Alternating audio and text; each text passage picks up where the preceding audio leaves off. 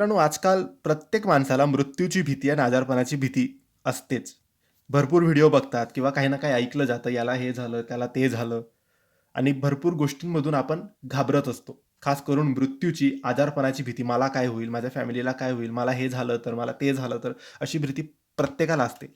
परंतु आजचा हा व्हिडिओ खूप महत्त्वाचा आहे, कारण या व्हिडिओमध्ये आम्ही तुम्हाला एक असं काम, असा एक उपाय, अशी एक सेवा सांगणार आहे, जी तुम्ही केली तर तुमच्या मनातली भीती तर जाईलच आणि जर भीती असली सुद्धा तरी तुम्हाला काही होणार नाही, कारण साक्षात स्वामी महाराज तुमचं रक्षण करतील आणि काही आजारपण, काही असेल सुद्धा व्याधी, ते सुद्धा या उपायाने, या कामाने निघून जाईल आणि हे कायमस्वरूपी करायचं आहे.